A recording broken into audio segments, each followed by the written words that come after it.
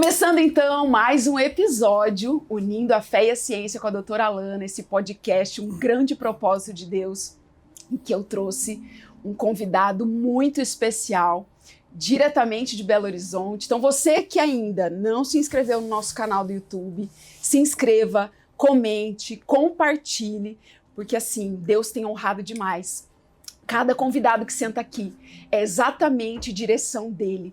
Ele traz, não sei como, pessoas de autoridade, que têm propósito, que vivem pela palavra de Deus, e realmente é uma honra cada pessoa que tem sentado aqui, e hoje é um grande privilégio, é muito especial, porque não são de São Paulo, então veio toda a equipe dele para cá. Foi realmente uma honra de Deus poder receber toda essa equipe, que nós temos esse convidado, um homem de Deus que tem sido um grande diferencial na área, no Ministério de Libertação e Cura. Ele é um homem que se posicionou muito, assim, olhando pela história dele, eu já o conheço, porque participei de um curso dele, e é admirável o quanto que ele se posicionou, realmente entregou a vida para Cristo, vive os planos e propósitos, e Deus tem o honrado e colocado entre os grandes. Hoje ele é uma das maiores referências no Brasil do Ministério de Libertação e Cura. Ele é fundador também do Instituto Face do Leão Treinamentos, apóstolo, marido, pastor sênior da Igreja Face do Leão em Belo Horizonte. Com vocês, apóstolo Yuri. Glória a Deus. A honra é minha, doutora Alana, de estar aqui nesse momento, assim, fazendo parte desse podcast que é tão importante para que as pessoas cresçam no conhecimento, não só da questão médica, científica, como espiritual, né? Porque você é uma guerreira do Senhor. Amém, amém. A honra é toda nossa. Então, olha só a autoridade que está sentada aqui. Então, você tem que honrar aqui a gente, comenta e já curte, já compartilha para aquela pessoa que tem certeza que vai assistir esse episódio e vai ser ativada espiritualmente. E a gente sempre começa orando aqui com você, né, com o nosso ouvinte, para entender que esse projeto aqui não é sobre a doutora Alana, não é sobre a medicina, mas é puramente aquilo que Deus quer fazer através desse programa. Alguns já sabem que eu já tive um programa na Rádio Gospel, e era apenas ministrar a palavra, e hoje eu tenho a honra de trazer pessoas aqui para contar a sua história, o seu testemunho. Então vamos orar ao Senhor, porque eu creio que também vai alcançar o seu coração agora.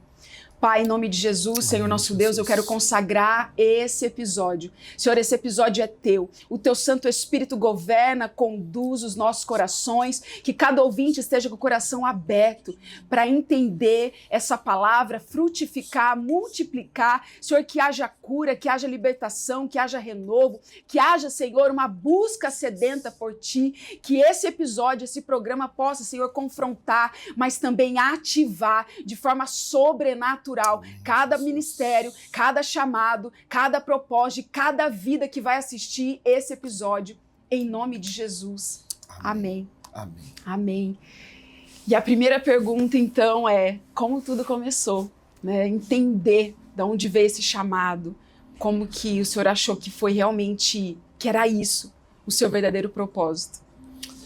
Então, doutora Alana, a minha história é uma história assim bem peculiar, né? O meu chamado ele foi acontecendo assim de forma bem natural. Eu vim de um histórico de envolvimento espiritual dentro da minha trajetória de vida, de um envolvimento com espiritismo, com umbanda, com candomblé, com quimbanda. E nesse processo de busca de um desenvolvimento espiritual, eu tive um encontro com Jesus. E aí, esse encontro com Jesus, ele fez com que eu buscasse a libertação para mim. Então, na verdade, eu estava buscando um processo de libertação para a minha vida. E na busca desse processo de libertação, eu comecei a estudar, eu comecei a fazer cursos, treinamentos, né? Porque esse encontro que eu tive com Jesus foi algo assim tão forte que as outras coisas foram perdendo sentido para mim. E nessa busca eu me descobri ali como um ministro de libertação. Mas isso foi um processo. Não foi tão rápido assim, mas foi um processo que fez com que eu tivesse um entendimento durante esse processo de que o meu chamado era esse, aquilo que eu sofri, aquilo que eu fui aprisionado, aquilo que eu fui envolvido no mundo espiritual das trevas, era justamente aquilo que eu tinha que ajudar as pessoas a sair disso. Então a minha busca pela minha libertação despertou justamente o desejo para libertar outras pessoas. A dor, né, tudo aquilo que a gente passa, o nosso sofrimento é o nosso verdadeiro propósito. É, isso mesmo. E teve um momento, assim, com Deus, assim, muito forte, que você falou, agora eu tenho que me render, eu tenho que me entregar e a partir de agora a minha vida é do Senhor. Então teve, né? Porque na nossa trajetória eu fui fazer faculdade numa cidade chamada Alfenas, no sul de Minas. E eu fui para lá com o objetivo de estudar, fazer minha faculdade, especializar, voltar para minha cidade, montar meu laboratório, bonitinho. Esse foi o meu propósito de ir lá. Quando eu chego nessa cidade, era uma cidade de estudante, né? De estudante do Brasil inteiro que estudava lá em Alfenas, cidade muito jovem, muita festa. E eu tive uma belíssima ideia de montar um carnaval naquela cidade. E eu montei o maior carnaval, a maior festa da região inteira, e a gente do Brasil inteiro para lá, uma festa que se chamava Carnalfenas. E eu fui o idealizador dessa festa, junto com mais 2 estudantes lá. E aí, nesse processo de criar uma festa que era só de um estudante, virou uma empresa, virou um negócio, e nisso nós criamos um negócio de show e eventos. Então a gente fazia naquela região um show de vários artistas, Chitãozinho Chororó, Zezé de Camargo e Luciano, umas festas do carnaval, de formatura também. Então uma brincadeira de jovens virou ali justamente uma empresa. E paralelo a isso, eu me envolvi muito no mundo espiritual, eu tive muito envolvimento, eu passei do limite ali, sabe? E o momento decisivo que fez com que eu começasse a acordar para Jesus foi a vida financeira. Eu comecei a ter muitos prejuízos ali na vida financeira. Eu comecei a ter um problema grave dentro das empresas que eu tinha. E aí isso foi o gatilho que me levou para uma igreja. Eu fui convidado para ir para uma igreja. Cheguei nessa igreja, fui e recebi uma palavra de Deus. Depois que eu saí dessa igreja que eu recebi uma palavra de Deus, eu comecei a perder tudo. Porque tudo que eu tinha sido construído tinha sido fora da presença de Deus. Então ali eu comecei a passar um processo, e foi nesse processo que eu encontrei a salvação verdadeira e a transformação da minha vida, que foi o meu processo de libertação. Glória a Deus! E essa área da libertação, eu gosto muito de falar, de estudar, mas tem algumas doutrinas, algumas igrejas, ou até alguns pastores que têm uma resistência. E até às vezes quando a gente faz a pergunta, eles... é uma superficialidade, ou às vezes mudam de assunto, enfim. Até falar, você não tem que ficar dando palco pro mal. Mas eu acredito que como médica, a gente só tem consciência, só pode combater algo que pode vir contra a gente como uma doença se a gente ter conhecimento, né? Isso mesmo. Então não tem como se você não souber que açúcar traz diabetes, você vai continuar comendo açúcar. E aí eu faço essa pergunta, né? Porque pra gente combater o mal, a gente tem que conhecer o mal. Com certeza. E por que esses pastores ou algumas autoridades espirituais se restringem, se limitam a falar desse assunto ou até atuar nessa área? Então, o que acontece, né? Primeiro, tem alguns aspectos que a gente pode avaliar e a gente ponderar em cima disso. Primeiro, ao longo dos anos, a forma que a libertação foi ensinada foi muito errada também. A gente teve algumas pessoas muito boas que fizeram isso com excelência, mas uma grande maioria, por falta de conhecimento, eles banalizaram um ministério que é importantíssimo. E é importante porque Jesus fez libertação. Um dia uma pessoa me perguntou assim, a libertação é da igreja tradicional, pentecostal, neopentecostal, né? Eu falei, não, a libertação é de Jesus, porque ele disse, o Espírito do Senhor está sobre mim, porque ele me ungiu para libertar os cativos e pôr em liberdade os oprimidos, apregoar o inaceitável do Senhor. Então, Jesus fala que nele estava a libertação. Então já começa disso, e a gente vê o próprio ministério de Jesus, como dos apóstolos no livro de Atos, vários momentos de libertação ali, tanto a libertação direta com a manifestação demoníaca, como indireta, por exemplo, através do ensino, através do louvor, que através do ensino e do louvor você tem uma manifestação de libertação indireta. Através de uma oração você tem uma manifestação de libertação direta. Então, primeiro, a libertação ela precisa ser restaurada para ser ensinada de forma bíblica. Por isso que muitos pastores ficaram com o pé atrás, né? Outros pastores ficaram com o pé atrás Porque tem medo. Porque quando você não conhece, você tem medo. E quando você não conhece, que você precisa conhecer, você tem que estudar. E alguns não querem estudar, né? Então isso é uma coisa que a gente respeita. Outros porque tem um preconceito mesmo de não querer, de achar que não tem importância, mas é um tema que é relevante na Bíblia, pois de Gênesis a Apocalipse a gente vê as guerras, os processos de libertação, né? O nascimento da igreja no livro de Atos, você vai ver vários momentos de libertação. Então, assim, é um tema muito importante para a transformação da vida das pessoas. É um tema que não é só uma expulsão de demônio, porque se fosse só era fácil, não é só isso. É um processo que une a espiritualidade, a palavra de Deus e a ciência. Porque quando a gente fala de libertação, a gente fala do nosso corpo físico, da nossa mente, das nossas emoções, e está ligado diretamente com a ciência também. Então, são áreas que se complementam. E hoje, doutora Alana, hoje a gente vê já muitos médicos, cientistas, muitas pessoas que já entendem que esse mundo espiritual, ele é real e que ele influencia diretamente na vida das pessoas. Então, mas hoje eu tenho visto um movimento dos médicos cristãos indo em direção a esse conhecimento espiritual, que era o que os médicos espíritas já faziam há muito tempo, mas hoje muitos médicos cristãos estão indo atrás desse conhecimento, que é importante para a recuperação do paciente, para o desenvolvimento do paciente e, obviamente, para a libertação, porque existem alguns casos de enfermidade que são totalmente uma questão espiritual. E como que o senhor enfrenta essas... Porque, inclusive, eu tenho um amigo, profeta, que ele lidava somente com libertação, ele desfazia obras, né, macumbarias, feitiçarias, e foi tanta guerra, tanta luta, que ele acabou deixando o ministério. Hoje ele está em recuperação, pelas lutas, pelas batalhas, diretamente na família dele. Uhum.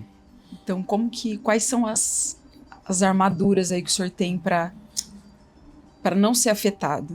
Quando a gente analisa essa realidade do mundo espiritual, principalmente quem está nessa linha de frente da libertação, e não só da libertação, da intercessão, do louvor, né? Um pastor que é líder de uma congregação, de uma igreja, isso é uma linha de frente. E quando você está numa linha de frente dessa, você tem que ser mais prudente no sentido do discernimento do mundo espiritual, entendendo essa realidade do mundo espiritual, porque você está constantemente enfrentando as trevas para que pessoas se convertam, enfrentando as trevas para que pessoas sejam libertas, enfrentando as trevas para que pessoas sejam transformadas. Então quem está numa linha de frente tem que ter muito discernimento, que é o dom mais importante dos últimos dias, esse discernimento para entender o mundo espiritual, e você manter sempre essa vigilância, a oração, uma vida devocional, para que você não perca as coisas simples. Porque um detalhe, doutora Alana, é que o Ministério de Libertação, como o Ministério de Louvor, o Ministério de Ensino, ele dá muito destaque.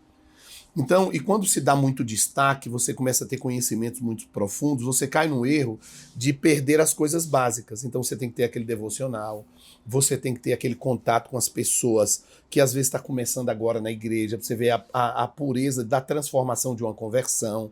Porque se você entrar muito para esse mundo espiritual, você deslumbra muito também. Então você tem que manter sempre os pés no chão, sempre estar ali na Bíblia, sempre procurar ser uma pessoa normal como as outras. Você é um ser humano, você não é um super-homem, nem uma mulher maravilha. E você não pode perder essa humanidade, né? De brincar, de sorrir, de tomar um café, de não ficar impressionado vendo demônio em tudo quanto é lugar, né? Você entender que tem a hora que Deus vai te mostrar, porque aquilo é importante, mas tem a hora que não.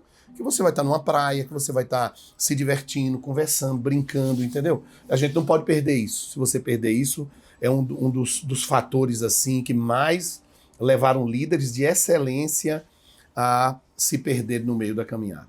E muitos homens bons e mulheres boas de Deus estão caídos hoje, precisando de um apoio. A gente ora muito por isso lá na Face do Leão, porque a gente sabe que o Ministério de Libertação, aí eu falo específico, tem um ataque espiritual muito pesado. Então tem muitas pessoas hoje que elas têm um chamado, mas elas não exercem um chamado. Elas têm um chamado e elas estão no lugar errado, porque tem lugares, tem pastores que respeitam. Olha, eu não gosto, mas eu respeito. Eu não gosto, mas eu te abençoo. Mas tem lugar onde elas nunca vão poder exercer o seu chamado. Não é porque o pastor é ruim, não é porque ele é bom ou mal, não. É porque não é a visão daquele ministério. Então aí elas precisam se movimentar, óbvio, para um lugar onde você pode exercer os dons espirituais que Deus colocou, debaixo de equilíbrio, de moderação, mas você precisa fazer isso. A gente ora muito por pessoas que estão caídas, por pessoas líderes que precisam, né, de reerguer para continuar o ministério que é tão importante para o reino de Deus.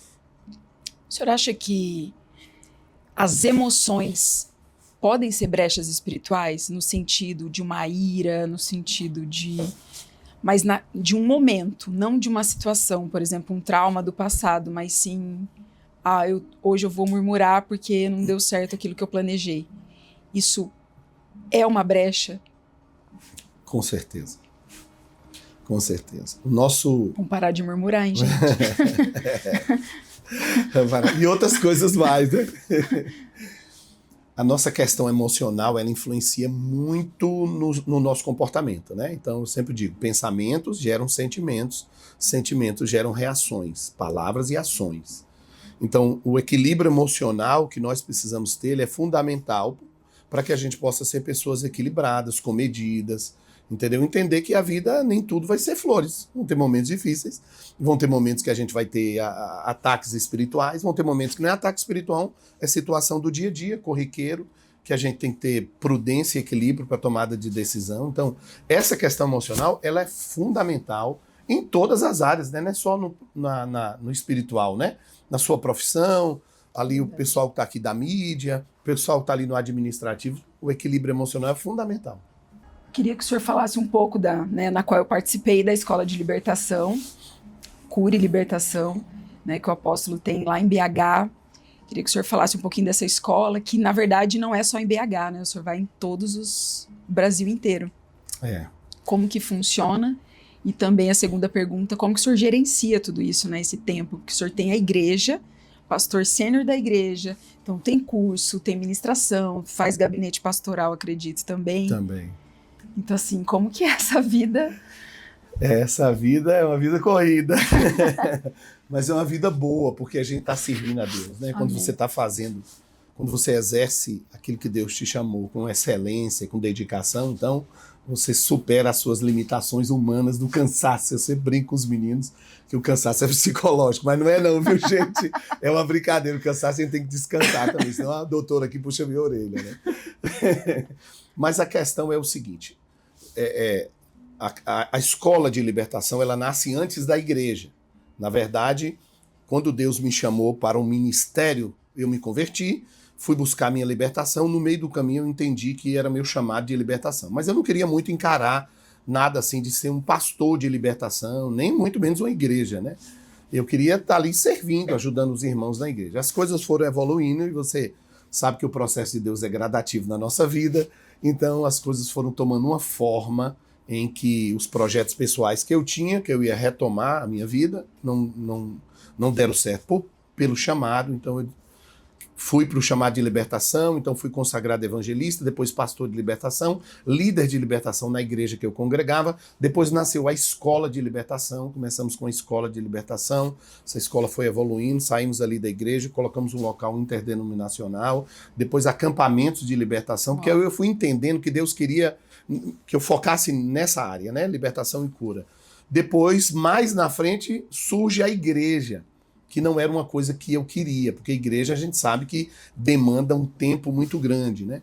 Então aí surge a igreja com muita luta com o Espírito Santo, aí nós nos rendemos à vontade do Espírito Santo, plantamos a igreja, começamos a igreja e hoje a gente tem os cursos e treinamentos que são específicos de libertação e cura, de dons proféticos, que a gente faz em Belo Horizonte e a gente faz a nossa escola de libertação fora, como a gente vai fazer agora neste final de semana aqui em São Paulo, lá na Pura Fé, e a gente faz, e a gente administra ali a igreja, numa vida de igreja mesmo, atendimento de gabinete todos os dias, os ministérios, os acompanhamentos, a formação de líderes, o direcionamento, os desafios da igreja local, que não são fáceis de administrar, né?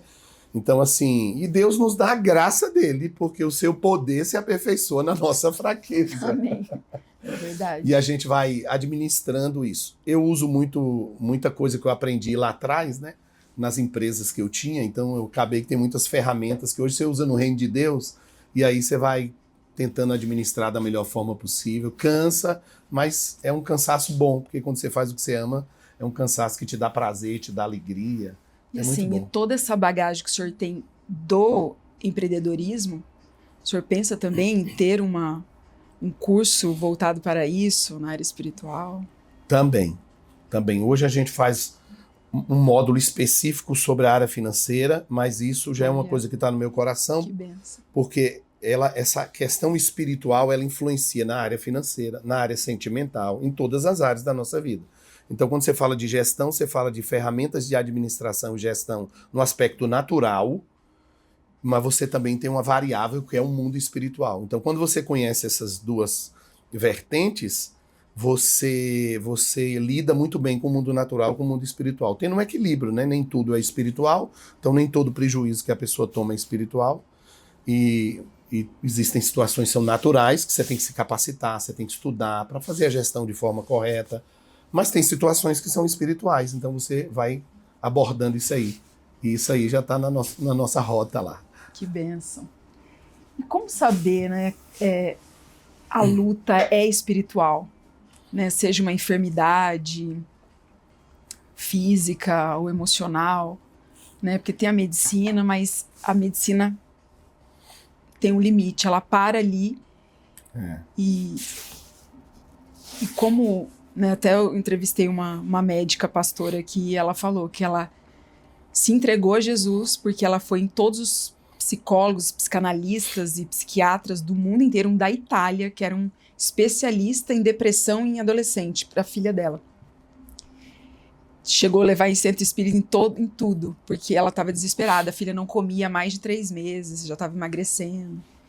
E ela falou, ali eu entendi, ou era Jesus ou eu ia perder minha filha. Né? Mas como evitar de chegar nesse ápice, né, da tragédia, e a pessoa entender, né, porque às vezes não é nem sobre não crer em Deus ou sobre não crer em espiritualidade, mas às vezes até as pessoas dentro da igreja não acreditam. Muita gente é assim. Quando a gente olha essa questão espiritual e natural, nessa questão clínica, né, é muito importante a gente entender. Quando eu estava, doutora Alana, envolvido lá no ocultismo do outro lado, eu presenciei muitas situações de pessoas que tinham uma enfermidade que era espiritual. Então, eu presenciei rituais sendo feitos aqui e uma pessoa desenvolveu um câncer ali. Eu presenciei magia sendo feita aqui e uma pessoa desenvolver ali uma doença que não tinha explicação pela medicina. Eu presenciei pacto sendo feito ali, pessoas morrer ali. Eu vi isso acontecer. A minha formação é na área médica também, na área de saúde. Eu formei em farmácia, fiz bioquímica, porque meu projeto era fazer bioquímica, abrir um laboratório, fazer um mestrado. Comecei a fazer um mestrado. Foi no processo da minha conversão, porque eu queria ir para essa área. Então, quando eu me converti, eu comecei a analisar o seguinte: existe uma realidade física de uma enfermidade, existe uma realidade espiritual. Essa iniciativa sua de um podcast como esse, que vai para o YouTube, vai para tudo quanto é lugar, é importante, não só para as pessoas que estão assistindo, mas também para um despertamento na área médica, que já está acontecendo e que precisa ser potencializado, porque tem muita gente que está em enfermidade e ela é espiritual. E Jesus fala isso no livro de Lucas, quando uma mulher entra na sinagoga e tinha 18 anos com o espírito de enfermidade. 18 anos. Jesus fala isso quando o pai vem trazendo um filho que está terrivelmente convulsionando, endemoniado, e ele pergunta: quando é que acontece isso? Acontece desde a infância, ou seja, começou na infância aquilo ali. Então a gente vai vendo vários textos bíblicos que a enfermidade tem origem espiritual. E a gente vai vendo vários textos bíblicos que a enfermidade tem origem natural, como qualquer pessoa tem. Então o discernimento de entender até onde vai a sua interferência médica para alguma coisa espiritual, ela é fundamental e ela vai fazer uma diferença na vida de muitos profissionais. Hoje a gente recebe lá, fazendo os cursos com a gente, psicólogos, psiquiatras, terapeutas, pessoas de várias especialidades, porque muitos já estão despertando que o acompanhamento de vários pacientes, a recuperação, a evolução, ou a situação que não evolui o quadro clínico daquele paciente, não é por falta de uma competência médica, mas uma interferência espiritual. Então hoje, muitos profissionais da área de saúde já estão despertando para isso, estão se preparando para isso, e esse podcast aqui serve como um alerta. Isso aqui vai chegar na mão de muitos médicos, muitas pessoas da área de saúde, enfermeiros, fisioterapeutas, nutricionistas, enfim, pessoas que lidam diretamente com a vida das pessoas e que elas precisam entender que existe uma interferência espiritual que pode fazer com que aquele paciente não evolua ou chegue até um óbito ou se comprometa naquilo ali. Então, isso que você está fazendo, assim, tem uma importância que você nem imagina isso para o mundo espiritual, que vai ajudar muita gente nesse despertamento dessa área médica. Até esse livro que eu escrevi, Milagres na Mesa, eu conto alguns relatos na mesa de cirurgia, que eram cirurgias gravíssimas, que tinha 50% de risco de óbito. Então a gente avisava a família antes de entrar para o centro cirúrgico, ó, pode ser que não saia da cirurgia. Uhum. Já com comprometimento da carótida, bilateral, então tinha risco de ter um AVC na cirurgia, no pós e durante a cirurgia. Né? E a gente operou a paciente acordada e orando, e eu lembro que eu estava com uma equipe gigante. Tem alguns casos aqui que eu chamei um dos maiores do Brasil para operar a aorta comigo, porque eu não sou a melhor. Em casos gravíssimos, a gente junta todas as equipes. E eu lembro que alguns eram ateus, e eu falei, ó, como a paciente é minha, eu dá a mão de vocês que eu vou ungir a mão de vocês. E eles, claro, riram ali de mim e tal, mas respeitaram, porque a paciente era minha. E assim, depois eles contaram que foi uma cirurgia que até agora eles não entenderam. Porque foi uma cirurgia rápida, que não teve nenhum problema. A paciente acordada, não sentiu absolutamente nada. E assim, era óbito, na verdade. Porque na estatística todos morrem naquela cirurgia. Então assim, eu sei que Deus operou ali, né? Que Jesus estava ali. Né? E casos também que já teve uma parada cardíaca na cirurgia, já iam desligar os aparelhos, e eu falei, não, eu declaro vida. E ali a pessoa ressuscitou, tá viva até hoje. Então, assim, não tem como a gente não alinhar isso, né? A gente lida com a vida, então o dono da vida tem que estar. E quantas pessoas você não vai poder ajudar com isso? E outros médicos também, muita gente. Mas ainda é uma barreira muito grande ainda, mas... É uma barreira que está sendo vencida. E outra coisa, quando a gente fala, por exemplo, da morte, você tocou na morte aí, porque existe a morte, existe o espírito da morte. Existem pessoas que elas foram dadas como mortas porque dentro delas tinha um espírito da morte. E eu já vi casos de expulsar o espírito da morte e aquela pessoa está viva. Ela nem ressuscitou. Usa a terminologia que ressuscitou, mas o espírito da morte que estava naquela pessoa saiu e ela continuou normal. Nós tivemos um caso agora, recente, esse casal que a gente veio visitar, eu tenho uns 15 dias, não é? Uns 15 dias, 20 dias, que ele me ligou, o marido me ligou desesperado. E aí, ora pela minha esposa, ela foi fazer um procedimento estético, né? Desses procedimentos, e passou mal e ele usou um termozinho lá, médico, que eu não me lembro agora, que você deve saber lá, dos sinais vitais que tem na pessoa, e o dela tava 3, acho que é de 3 a 15, nível 3 dela tava 3 lá, ou seja, ela não reagia como se ela tivesse tomado tentado suicídio, ou ela tivesse induzido um coma. E ela não tinha tomado nada, levaram ela correndo, entubou ela e falou com ela, olha, ela não tomou isso, não tomou aquilo, não tomou... Isso após o procedimento? Após o procedimento. Aí o que acontece? Ele, desesperado, chorando na igreja, começou a orar. Sabe o que aconteceu? Ela acordou lá no meio da cirurgia e tirou o tubo, que ela estava sendo entubada, tirou, e ela acordou e pediu água, e o médico, e o médico dá um testemunho, ele me mandou o vídeo do médico falando que ele nunca viu isso, de 30 anos de UTI, uma pessoa tirar, estubar ela mesmo e acordar. E a gente estava com ela agora, e o médico manda o vídeo, que nunca tinha visto isso. Então, existem pessoas que vão chegar no seu consultório, na sua clínica, no hospital, que elas estão doentes realmente, e a intervenção médica é essencial. Mas tem pessoas que vão chegar doentes realmente, mas por detrás disso existe um mundo espiritual. E que, como você falou muito bem, muitos profissionais da área de saúde espírita já entendem isso. E agora, Deus está levantando uma geração de homens e mulheres da área médica que vão ajudar muita gente. Mas é muita gente. Vai vir um avivamento nos médicos no Brasil. Amém, eu creio. E conta um testemunho de uma pessoa que fez o seu curso de libertação, foi liberto, né, o que aconteceu na vida dessa pessoa, né, a transformação. Porque eu acredito que tem muitos testemunhos. Tem muitos testemunhos, né? Agora a gente estava revivendo os testemunhos e a gente está falando da mãe da Sueli, né? A mãe da Sueli é um testemunho vivo. Ela chegou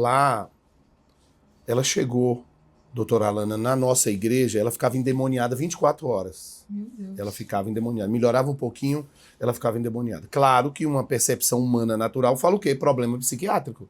Leva para fazer tratamento, e leva para fazer tratamento, e leva para uma igreja, leva para outra.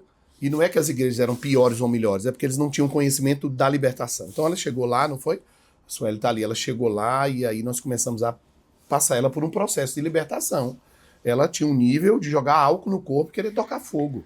Meu É uma Deus. coisa impressionante. Então era um quadro psiquiátrico assim, que era para ela ficar internada numa clínica, né? Porque isso você só consegue entender com discernimento. Então ela passa por um processo de libertação e ela restaura a sua identidade, restaura a sua mente, restaura a sua saúde. Hoje ela está lá servindo na igreja. A filha está aí, que é uma ministra de libertação, trabalha conosco. O pai dela está lá também, trabalha conosco na igreja. Quer dizer, um milagre que aconteceu. A vida da mãe da Sueli, tá ali, a Cibele, é um milagre. Ela é um dos milagres. Eu tenho vários milagres para contar. Teve um rapaz... Pode contar? Pode. Teve um rapaz que ele teve um surto também. Ele teve um surto psiquiátrico. Tem 2 casos de surto psiquiátrico interessantes. Ele teve um surto.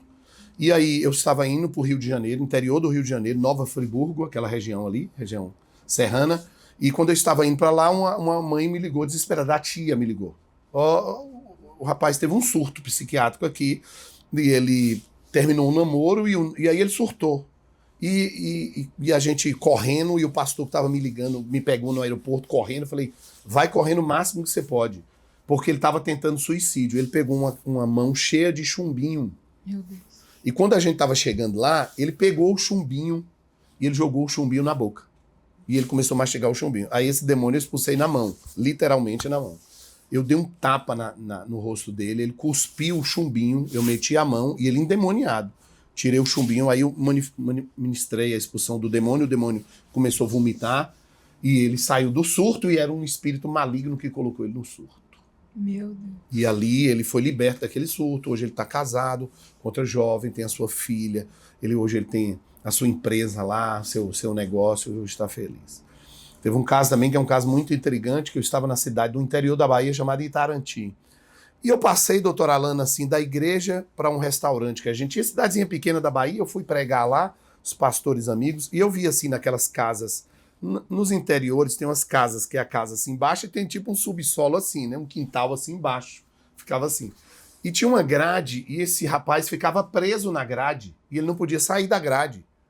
E eu passei, fiquei com aquele negócio no coração, falei assim, gente, que coisa esquisita. Perguntei, pastor, ele não sai não, se sai ele quebra tudo, ele vê uma pessoa com um carrinho de picolé, ele quebra, ele entra no supermercado. Então ele fica aí dentro, a mãe, ele vivia trancado, a mãe botava comida assim para ele, botava água numa jaula por dentro e por fora. Meu Deus. Por fora para ele ver a rua, e por dentro ele... Aí eu falei assim, será que a gente pode entrar lá? Ele falou, pode, deixa eu falar com a irmã dele. Ligou para a irmã dele, e nós entramos no lugar onde ele estava, que ninguém entrava. E aí eu fiquei brincando com ele, conversando com ele, e tudo, não brinco, né? Porque ele era desse tamanho. Falei, pastor, você fica aqui comigo. Meu Deus. E você acredita que nós começamos a conversar com ele, fizemos uma oração, simples uma oração. Ele não ficou curado da deficiência mental que ele tinha tido por um problema na hora de nascer, não. Mas ele foi para a igreja, ele ficou sociável, ele começou a conviver com as pessoas. Ele não quebrava mais, não batia mais em ninguém. Me mandaram uma foto dele na igreja com a Bíblia. Meu Deus. Que entendeu? Então, quer dizer, ele tinha uma deficiência física, literalmente, por algum problema ou neuromotor lá na hora do parto, ou alguma coisa mesmo neurológica, alguma coisa, como é que fala, biológica lá, da genética, poderia ser. Mas, além disso, tinha uma operação espiritual nele. Tinha um espírito maligno nele. O espírito maligno sai, ele fica calmo. A deficiência, ele continuou com a deficiência, com o retardo, com a deficiência. Mas ele se tornou uma pessoa que ele já podia conviver em sociedade. Sem agredir ninguém, sem bater ninguém. Então, tem muita gente que está doente hoje. Que talvez tem gente que está nos vendo aqui, doutora Alana, tem gente na família que está passando um problema psiquiátrico, um problema de saúde, um problema de câncer. E que tem que continuar fazendo um acompanhamento médico, mas precisa também buscar uma igreja, buscar oração, buscar um processo de libertação. Então, isso aqui que a gente está falando aqui pode ser a resposta para a vida de muita gente que está do outro lado, precisando ouvir isso. Que bênção. E eu queria que o senhor falasse um pouco sobre maldição hereditária. existem pessoas, autoridades espirituais que não acreditam, ou alguns falam herança espiritual, e eu acredito muito nisso, acredito que eu vivi isso, né? E o quanto que isso realmente atua, né, nas próximas gerações. A minha visão sobre isso, eu vou te explicar a minha visão sobre isso, que eu tive esse histórico também. Quando eu fui estudar o meu histórico de vida em relação, por que eu envolvi com o espiritismo se eu não tive nenhuma influência? Eu não tive nenhuma influência da minha mãe. Meu pai morreu, eu era pequeno. Então eu não tive nenhuma influência em casa da minha mãe me ensinar espiritismo. Ela não gostava disso. Quando eu fui estudar isso, eu fui entender que o meu avô, ele era envolvido com isso. Ele era português, olho claro. A minha avó era mulata, lá de Salvador, uma morena assim. E quando eu fui estudar a história da minha família por parte de pai, depois da minha conversão, eu entendi que o meu avô era envolvido com todo tipo de macumbaria, de bruxaria. E o meu pai também era. Então eu fui entender que a influência espiritual que me levou a envolver com isso estava ligada à questão familiar. E aí eu fui buscar estudar sobre isso. O meu entendimento disso é o seguinte, a questão de herança, de maldição, eu chamo de iniquidade geracional. Os filhos não pagam pelos pecados dos pais, mas eles sofrem as consequências. Meu Deus. Então, se o seu pai era rico, milionário, fez um negócio, perdeu tudo, você não vai pagar aquela dívida, mas você sofre a consequência. Você não vai estudar naquela escola, você não vai ter aquela vida que você tinha antes, então você sofreu a consequência disso. Quando a gente olha para essa realidade, então meu avô fez um pacto lá atrás. O que aconteceu comigo não foi porque eu estava pagando, mas o espírito que ele fez um pacto alcançou a vida do meu pai. No espírito que o meu pai fez um pacto veio para a minha vida. E isso fala de uma transferência, de uma herança, de uma carga espiritual. Que essa carga espiritual são demônios que estão na linha da família e que vão tentar continuar na linha daquela família. Então esses demônios tiveram acesso à minha vida, adolescente, os objetos começaram a mexer assim em cima da mesa e eu comecei a ficar curioso do mundo espiritual, porque eram os espíritos da família que estavam me visitando. Uau. E eu comecei a ficar curioso, por que estava mexendo, botava uma coisa aqui, estava ali. E aí foi quando eu me despertei pela influência desse espírito para estudar o mundo espiritual. Aí fui para o espiritismo, fui para Umbanda, fui para o Candomblé, fui para Quimbanda, porque foi um processo de eu tentar buscar uma explicação. Quando eu fui ver, eu já estava envolvido com aquilo. Então, o que eu entendo disso é a iniquidade geracional, é a movimentação de espíritos dentro de uma família, estabelecendo os mesmos quadros de derrota dos seus antepassados. Então aquele espírito ali de bruxaria veio até mim. Tem famílias que é o espírito de vício. O avô era viciado em bebida, o pai era viciado em jogo, o filho é viciado em droga. Ele não está pagando pelo que os pais fez. Não, existe um demônio, um espírito maligno que tenta acessar a vida das pessoas para que elas continuem repetindo a mesma história de derrota, de fracasso que existia na sequência da sua família. Então, o meu entendimento é isso, e eu sei que tem muita gente que está debaixo de ataques espirituais de demônios na família. É muita gente que está. E me conta como que, se tem alguns sinais que possa me direcionar que eu tenho um chamado de libertação. Existem vários sinais, né? A gente tem, assim... Quando você começa a já ter um interesse por essa área, já é um primeiro sinal que você tem. A compaixão é um outro sinal. Por exemplo, você tem compaixão de uma pessoa que está aprisionada pelo diabo, você tem compaixão daquela pessoa que está sofrendo. Você olha para a pessoa, você entende que aquilo não é natural, aquilo é uma coisa espiritual, não tem lógica aquilo, né? Então você começa a ficar indignado quando... A indignação é um sinal também. Indignado quando aquela pessoa está sofrendo, está oprimida. A vida dela está sendo destruída. A indignação é um sinal do seu chamado, o interesse por estudar é um sinal do seu chamado, a perseverança naquilo que você entendeu que é de Deus para você é um sinal do seu chamado, vencer a rejeição e continuar firme é um sinal do seu chamado, porque muitas vezes muitos desistem pelo caminho porque não conseguem vencer a rejeição, e a gente sabe que Deus permite acontecer para provar a convicção do nosso coração, o quanto de entendimento a gente tem da nossa identidade, daquilo que o Senhor falou conosco. Então são vários sinais que é isso. Tem pessoas, por exemplo, que sonham expulsando demônio, tem pessoas que têm desejo de estudar, tem gente que vê nossos vídeos, o olho chega, brilha. Você vê que a pessoa fala assim, nossa, se eu pudesse ir para Belo Horizonte, ficar ali. Entendeu? O olho brilha. Por quê? Porque é o chamado da pessoa, né? Tem gente, por exemplo, que não quer nem saber dessa área de libertação. Respeita e tudo, não quer saber. Você vê que é o outro lado. Quando eu me converti, Alana, eu queria era pro louvor. Eu falei, eu quero louvor. Louvor é que é bom, é gostoso, é suave, é light. Tem coisa melhor do que isso? Gente, eu queria ir pro louvor demais. Entendeu? Porque eu cantava também, tocava antes, né? Gostava dessa questão da música. Eu tinha um bocado de composição de música. Falei, rapaz, Deus me chamou, vou converter, eu vou pro louvor. Louvor é coisa boa, eu gosto de cantar. Eu já cantei em cantata, eu já cantei em coral, eu já cantei em barzinho, já cantei em banda. Mas Deus não me quis, Deus me direcionou para essa área de libertação de uma forma assim bem clara e objetiva. Então, você que está nos assistindo aí, não queira lutar contra o propósito de Deus na sua vida. Fique firme no propósito de Deus. Quando tem ataque espiritual, até eu conheço muitas pessoas, inclusive lá no curso eu conversei com algumas pessoas, eles falavam isso. A gente atua na igreja, em vários ministérios, e é uma guerra contra a nossa vida. E da própria igreja, quer dizer, a igreja é para nos dar suporte. E às vezes o ataque não vem de fora. Vem de dentro. É. Isso acontece muito. É aquilo que eu disse há poucos instantes aí. Primeiro você tem que entender o seguinte. Eu estava numa igreja top, uma igreja ótima, converti nessa igreja, ali eu fui discipulado, acompanhado na igreja. Mas quando o meu ministério de libertação começou a despontar, começou a incomodar algumas pessoas. E no começo ali, eu levei pro pessoal, entendeu? Eu fiquei ferido, fiquei machucado, porque desse jeito, né? Como é que pode? A igreja tinha que me apoiar e tudo. Depois eu fui entender que o propósito de Deus é que eu liderasse uma igreja de libertação, que eu fosse uma inspiração para libertadores, para pessoas que trabalham com libertação e cura, para que eu desse sequência ao ministério que estava sendo expulso das igrejas. Então, quando um pastor não tem a visão de libertação, não é porque ele é ruim, não, é porque ele não tem aquela visão. Então eu tenho duas opções, eu permaneço ali, sabendo que ali eu não posso me mover nesse dom, ou eu vou ter que sair, foi como eu não quis sair na minha época, então me colocaram para fora de forma discreta. Meu Deus.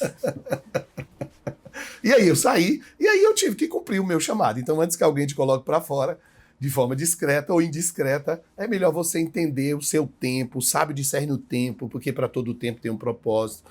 E vá para uma igreja onde você possa desenvolver o seu chamado. Não vai ter igreja perfeita, não vai ter mar de maravilhas, vão ter desafios, mas quando você tem desafios, você tem pessoas que te entendem, fica mais fácil. E, inclusive, queria até falar um pouco sobre isso, que tem pessoas que estão ali na igreja.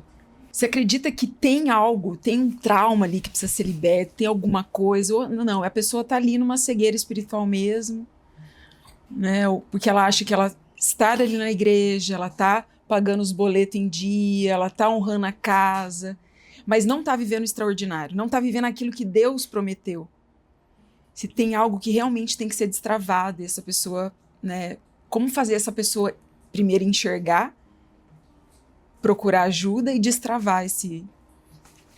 Esse destravar se dá de duas formas, emocionalmente, porque tem muita gente que está assim porque foi ferida e não quer mais saber. Então tem gente que precisa ser curada, esse destravar emocional, de que o processo de rejeição, que fez parte do ministério de Jesus, vai fazer parte da minha vida, da sua e de todo mundo. Então não tem jeito. Então tem pessoas que estão estagnadas emocionalmente e elas nunca vão entender isso porque elas estão feridas. E uma pessoa ferida, ela fica recolhida ali. E tem pessoas que são espiritualmente porque elas estão travadas por ataques espirituais, de entidades espirituais que botam medo. Vai vir um demônio, vai te pegar. Vai vir uma retaliação que vai vir. E aí você vê muita gente que tem talento, capacidade, potencial, mas que está estagnado, que precisa ser destravado. Eu me lembro quando eu tinha 2, 3 anos de convertido, eu ia pregar em igrejas, que eu ficava assim, gente, tomara que o pastor não pergunte quantos anos eu tenho de convertido, senão ele não vai me deixar pregar. Eu já orava. Quando me perguntava, você tem quantos anos de convertido? Eu disfarçava, pegava o café, porque se eu falasse eu tenho 3 anos, eles não iam me deixar pregar. Entendeu? Eu só falava depois da pregação. Aí eles, nossa, que bom, você estava ali. Por quê? Porque quando você entende o seu chamado, você tem convicção, você vai, você segue. O que você está fazendo não impede a outra pessoa, você não está tomando o lugar de ninguém. Você está complementando o reino de Deus com aquilo que Deus te entregou, a sabedoria, a dedicação, a convicção, o foco, você é uma mulher focada, forte, determinada, entendeu? Então isso não apaga o brilho de ninguém no reino de Deus. Tem brilho para todo mundo. Cada um tem que despertar para isso, né? Então, os contra-ataques vão acontecer, mas quando eu estou preparado, orando, eu estou jejuando, eu estou numa vida com Deus, eu estou numa vida constante, eu tenho uma vida com Deus, os ataques vão vir, mas eles vão passar. As traições vão acontecer, você vai sentir, mas depois você recupera, respira, entende o seu chamado em Deus e segue em frente. Esse é o processo de um líder. Esse é o processo de um líder espiritual que tem que se expor ali para o mundo espiritual e tem que saber que essas coisas podem acontecer. Você tem que ter maturidade para acontecer isso. Eu sempre digo, é melhor você ser traído do que trair, é melhor você ser roubado do que roubar, é melhor você ser enganado do que enganar. No mundo espiritual, fica tranquilo, vem um ataque, mas daqui a pouco Deus traz um pouco daquele frescor, isso tudo serve para o seu crescimento espiritual, para o seu desenvolvimento, a sua maturidade, isso tudo Deus está forjando o seu caráter, forjando a sua identidade. Quanto mais a gente passa por esse processo, mais autoridade a gente ganha no mundo espiritual. Mais autoridade. É o discernimento. O discernimento, ele tem 5 esferas de discernimento, né? Discernimento do corpo, do tempo, discernimento de espíritos, discernimento de pessoas e o discernimento natural, que é para o dia a dia. Discernimento de pessoas. Aquele ambiente que você está ali com a pessoa, você pode discernir, orar para Deus te dar esse discernimento, se é para você orar ou não, e você perguntar, posso fazer uma oração por você? Você se incomoda? Porque tem momentos que você vai estar vendo que aquela pessoa precisa de uma oração, e aquilo é mais forte. Você não consegue deixar a pessoa embora sem uma oração, né? Então você tem que ter esse discernimento para você ser assertiva naquilo ali. Mas na verdade todo mundo precisa de oração, viu? Doutora Alana, todo mundo precisa de oração. Cada dia que passa, você vai ver mais gente entrando aqui no consultório, mais necessitada de oração, independente da religião da pessoa, todos precisam de uma oração. Entendeu? Todos. E quero agradecer demais, né, a sua participação. Nossa, como foi rico, né? E queria que você deixasse uma mensagem, né, para as pessoas que estão ouvindo.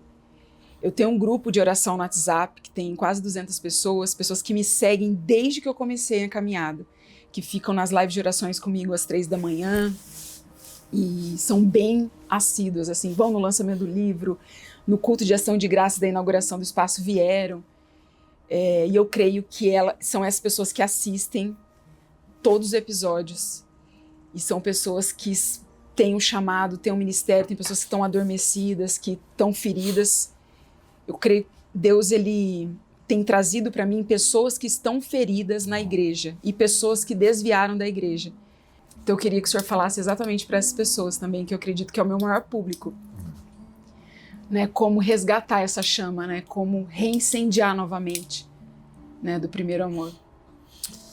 Então, doutora Alana, primeiro eu queria, assim, parabenizar a sua iniciativa, né? Porque essa postura sua dentro desse contexto da área médica é assim uma postura muito louvável, né? De você levar Jesus assim dentro da profissão que você tem, porque hoje tem pessoas hoje que estão bem sucedidas e não está querendo preocupar com isso, não quer nada. Então eu acredito que o Espírito Santo está muito feliz com a sua atitude de enfrentar os desafios das pessoas em sua volta, os desafios da igreja, os desafios dos colegas da área médica, os desafios dos críticos, né? Então Deus se agrada de uma postura como a sua. Eu queria te parabenizar pela iniciativa e eu creio que isso tudo aí está alcançando mais pessoas do que você imagina, porque às vezes a gente acha que, mas está alcançando mais pessoas do que você imagina. E essas pessoas que vêm aqui, que vão vir mais, que vão ter acesso, vão chegar até você, que vão chegar muito mais, porque as pessoas hoje estão feridas. Hoje a gente tem uma crise muito grande de identidade, hoje, tanto na igreja, fora da igreja. Nós estamos vivendo um tempo de transição no mundo espiritual. Então, quando as pessoas sentem o amor que você tem pelos pacientes, que você não faz isso para ganhar nada, nem ter nenhum interesse, você faz pelo amor que você recebeu de Jesus. E isso é o que você passa para essas pessoas. Então, várias pessoas vão vir até você precisando desse amor, desse carinho, desse cuidado, dessa oração, desse coração seu voltado para ajudar pessoas. Porque você quer ajudar as pessoas, tanto através da sua profissão, quanto através daquilo que Jesus fez na sua vida, né? Eu queria te parabenizar, incentivar você a continuar firme e forte no propósito. É uma mulher de caráter, uma mulher assim que é admirável. E Deus, por causa disso, vai trazer mais pessoas para você cuidar delas, para você orar por elas, para você ser instrumento de Deus na vida delas, porque vão entrar pessoas, chegar perto de você, que elas não queriam ouvir falar de Jesus, ou nem queria encostar, mas através da sua boca elas vão vir. Elas vão entregar a vida para Jesus, elas vão ter a vida restaurada. Então, essas ovelhas aí que Deus colocou nas suas mãos, que são ovelhas, né? Não é uma igreja, mas são ovelhas. Elas vão sempre encontrar o amor de Jesus através da sua vida, que elas continuem firmes, firmes no propósito do Senhor. E eu creio também que você vai influenciar muita gente, como eu disse, na área médica também. Muitos médicos vão se converter, já estão se convertendo, muitos vão se converter. Deus quer a área médica, porque através da área médica muitas pessoas serão abençoadas de lá. E eu creio que isso vai acontecer, uma revolução mesmo nessa questão da medicina, da ciência. Vai acontecer isso, porque Deus vai usar muitos médicos, você vai ser uma referência para essas pessoas. E que Deus possa te dar força, amém, continuar te dando sabedoria para você não desistir, né? Porque tem hora que a gente pensa em desistir, mas não pode desistir. E que esse público seu maravilhoso, eles continuem firmes com os olhos voltados para Jesus, porque Ele é a nossa fonte de vida, nossa fonte de sabedoria, de inspiração, e nós precisamos sempre dele, para que nós possamos Glória caminhar. a Deus, muito bom. Agora a gente quer te entregar um mimo, né? Obrigado. Que é o símbolo aqui do programa. Olha, gente. E eu falei que isso é profético, tá? Oh. Por quê? Que é a nossa patrocinadora também do programa, que é a nossa parceira, Sigvaris Group, que é uma das maiores multinacionais empresas de meia elástica medicinal no Brasil e no mundo, né? A fábrica é na Suíça. E essa meia, ela é para viagem. Então, como o senhor vai viajar muito para o mundo inteiro... Amém, querido. Isso é profético. Caixa, olha a caixa, é um avião. Profético. Tem um avião na caixa. É isso mesmo que eu olhei aqui. Isso é profético demais. Essa meia Viajar profética. às nações, então o senhor tem que se cuidar. Né? No Muito. avião já tem que usar meia para não inchar. Né? Aí tem umas vitaminas aí também. Não, e aqui também é profético. Gente, sem as vitaminas, você não coloca a meia de viagem no pé, porque você tem que aguentar, tem que dar forte. Tem que estar forte. Que é outra parceira nossa, da Xê. Legal, muito bom, viu? Vitamina D, cálcio, magnésio para os ossos, para a circulação também. Que bom, viu? E aí são os 2 livros. Que eu vou ler, top demais, A Cura de uma Mãe Solo. Silas, eu falei sobre isso no podcast agora. Falei um pouquinho sobre mãe solo, falei. Esse livro, eu escrevi um diário. Foi? Que legal. Tem um testemunho desse livro. Eu escrevi um diário, só lamentação, chorando e tal. E aí depois Jesus me resgatou. Esse livro já estava na editora. E aí eu tive um encontro com Deus num retiro. E legal. Aí eles falaram, fala um projeto, pensa num projeto teu que Deus vai direcionar. Eu pensei no livro. Aí eu ouvi a voz de Deus assim, não publica, cancela. Eu falei, não é possível. Foi a primeira vez que eu ouvi a voz de Deus assim forte. Eu liguei pra editora, cancela tudo, que eu não vou. Não, mas já tá quase pra imprimir. Eu falei, não, esquece e tal. E aí, depois de 3 meses, eu tava num outro evento, orando. E eu falando, Senhor, o livro tá parado. É pra glorificar o teu nome. Aí ele falou, vai ser A Cura de uma Mãe Solo. Glória esse livro. Por quê? Porque nesse outro, você não escreveu nada do que eu fiz na sua vida. Você tem que testemunhar do que eu fiz. Porque realmente o outro livro era só um diário. Uhum. E aí depois eu contei toda a história do que Deus fez na minha vida. E aí eu até fui procurar no Google. Existe esse livro, A Cura de uma Mãe Solo, né? Porque a gente fica desconfiado, né? Não é possível que Deus me deu esse... que legal. Porque quando eu escrevi, eu acordava todo dia às 3 da manhã, porque eu falava, Senhor, o que eu vou escrever? Né? E as lives de oração surgiram por isso. Porque eu acordava, orava e falava, Espírito Santo. E ele falava, vai em Isaías 53. Você vai ler esse, o capítulo é disso. Então, eu falo que foi o Espírito Santo de Deus que escreveu, que não fui eu. Uhum. Né? Mas que a cada escrita eu chorava e me curava, revivia tudo. Então, eu falo que escrever livro também é cura. É um ato profético de cura. Né? Porque tem coisas que a gente tem que colocar para fora, colocar para o mundo, né? Nossa vulnerabilidade. Tá me dando uma aula, vamos escrever os meus, tá tudo parado. Né? Tem que escrever. Tá tudo parado. É isso aí, porque... Mas eu vou voltar agora, eu vou terminar. The name is the Jesus. Em nome de Jesus. É isso aí, ó. Sentou nessa cadeira só para ativar isso. nisso. É. E o Milagres na Mesa eu lancei agora, Que legal. que são todos os relatos que eu contei na rádio. Cada dia eu contava um testemunho. E tem milhões. Então, muito obrigada. Até o próximo episódio. Já compartilha, foi poderoso demais, gente. Quanta aula. E já se inscreva nesse curso, porque não precisa ir para BH, viu? Nós vamos estar aqui sempre em São Paulo. São vários módulos, né? Então a gente vai fazer o primeiro agora, depois se tudo der certo lá para agosto, a gente vai fazer o segundo.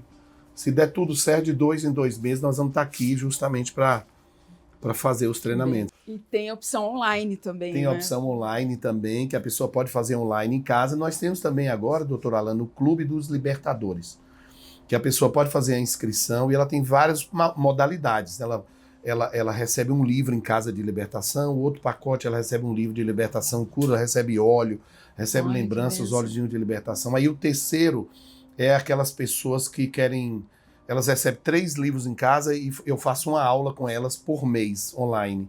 E o quarto é mais a mentoria para quem quer fazer um atendimento individual de mentoria, entendeu? Então são grupos só de 12 pessoas e a gente vai fazendo também para pessoas que querem um aproveitamento mais individual, né?